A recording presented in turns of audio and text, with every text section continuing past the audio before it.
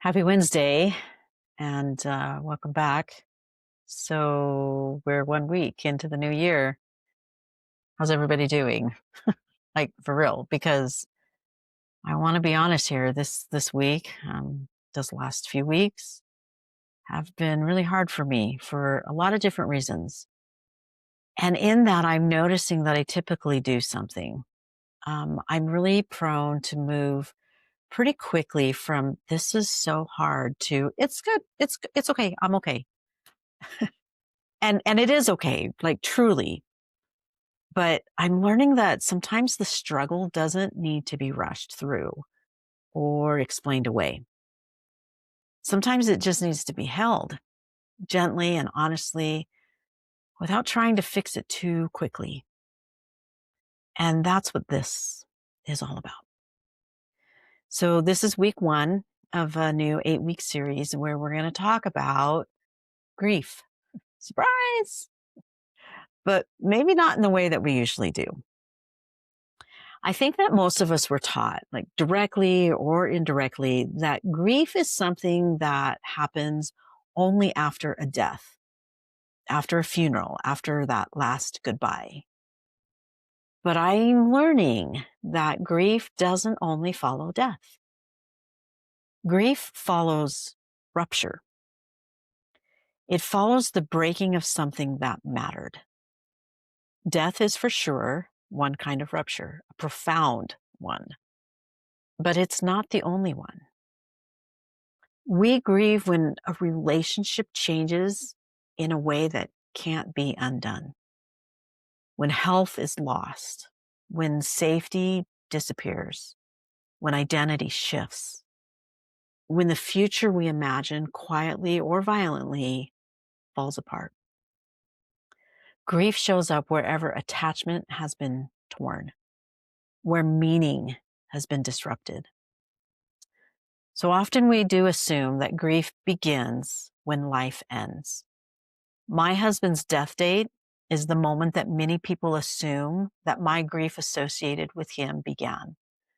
And on paper, that makes a ton of sense. But for me, grief didn't arrive all at once in that moment. And looking back, I can see that grief had already been living quietly in the years before. When the relationship I thought I had began to change in ways that I couldn't fix, when illness and pain altered who we both were, and when the future I imagined started to slowly disappear. And there's no funeral for that kind of loss, no clear moment to mark it. But it mattered, and its loss deserved care. This is why so many people feel confused by their grief. They don't recognize it as grief, and they say things, and I know my close friends and for sure my therapist know I have said these things. I don't know why this hurts so much. I feel like I'm being overly dramatic. Other people have it worse than me. Nothing or nobody died in that moment. So why do I feel like something did? But grief doesn't ask for permission, and it doesn't require a casket to be legitimate. So here's the truth that I want to offer today. If something mattered, its loss deserves care. Not judgment, not comparison, not minimization. Care. Because grief is not a problem to be fixed. Grief is a response to love, to hope, to investment. And when we rush past it or we try to talk ourselves out of it, we often end up carrying it for longer and it becomes heavier. See, grief doesn't need to be justified. It just needs to be tended.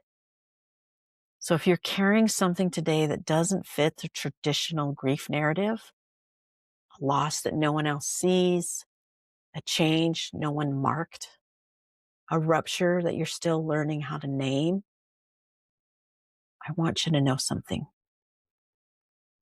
And I'm telling myself this too. You're not doing grief wrong, and you're not asking for too much.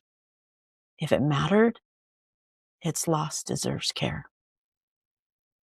Now, before I end, I want to offer a gentle reflection, just a question to consider. Is there a loss in your life that mattered, but didn't come with a funeral, a clear ending, or permission to grieve? You don't need to answer that out loud with me, but just notice what comes up. Thanks for being here and for being open to exploring and engaging in these types of conversations. It means a lot to me that I have a space to do this. It means a lot to me that I have your support. I couldn't be doing this without you. And when I say doing this, what I really mean is healing. I couldn't be doing this healing work without you. So thank you. I hope you have a good week. I'll see you next Wednesday.